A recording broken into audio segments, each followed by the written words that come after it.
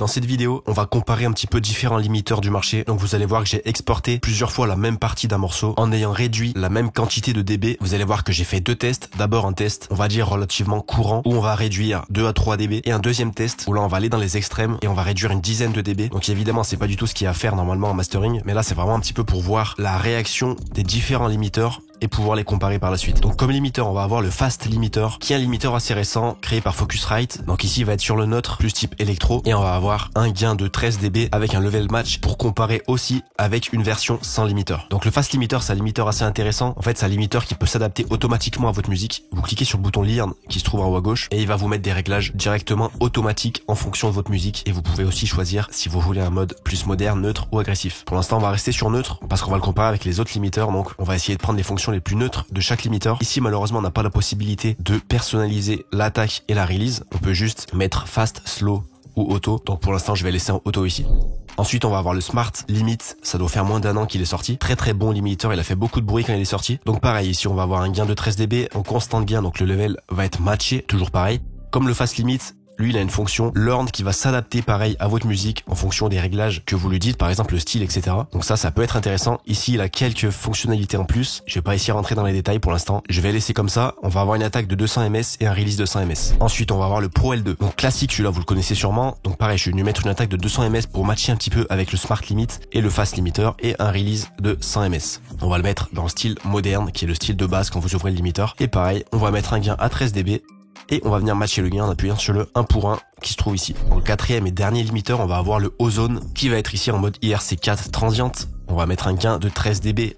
Et ici, pour le caractère, je vais le mettre vers le milieu pour essayer d'avoir une attaque et une release qui correspond un petit peu aux différents limiteurs. Évidemment, c'est très compliqué étant donné que les boutons de chaque limiteur sont différents. C'est très compliqué d'avoir des paramètres exactement similaires entre tous les limiteurs. Donc ça, faut aussi le prendre en compte quand vous allez écouter la différence entre chaque limiteur. Mais vous allez voir qu'on va quand même pouvoir bien les comparer. Ok, donc une fois que ça c'est dit, on va pouvoir passer à l'écoute directement. Donc vous allez voir que j'ai exporté deux parties d'une musique. Donc j'ai exporté ça avec chaque limiteur différent et je les ai mis à la suite pour pouvoir bien comparer. Donc c'est parti, on va passer directement à l'écoute. Donc d'abord on va être sur du à peu près 2 à 3 dB de réduction. C'est parti.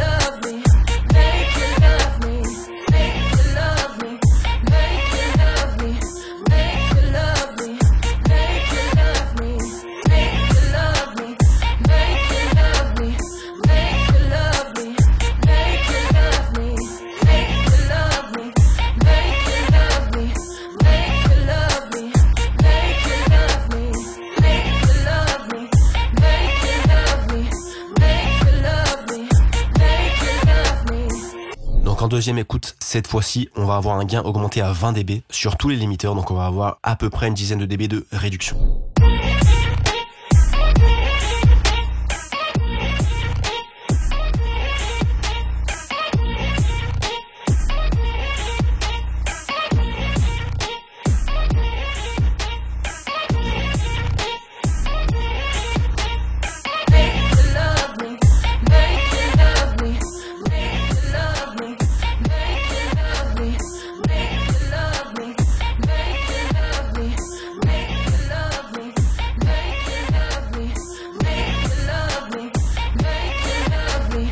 Ok, donc voilà pour les écoutes. Mon avis personnel, j'ai tendance quand même à préférer le Pro L2 de FaFilter et le Smart Limit. Je sais pas, j'ai l'impression qu'ils sont un peu plus naturels et qu'ils sonnent un petit peu mieux. En tout cas, je préfère le son qu'ils nous donnent comparé au limiteur de Ozone et le Fast Limiter de Focusrite. Donc voilà, pour moi, mon choix, il se partagerait un petit peu entre ces deux limiteurs-là. Après, ça arrête évidemment mon avis. N'hésitez pas d'ailleurs à donner le vôtre en commentaire. Et puis, je vais m'arrêter là pour cette vidéo. Donc voilà, j'espère que ce petit comparatif vous aura plu et qui vous aura aidé peut-être si vous vous apprêtez un petit peu à acheter un limiteur, vous savez pas lequel choisir. J'espère que ça a pu vous aider dans votre choix. Et puis moi, je vous dis à la prochaine dans une nouvelle vidéo. Bye bye.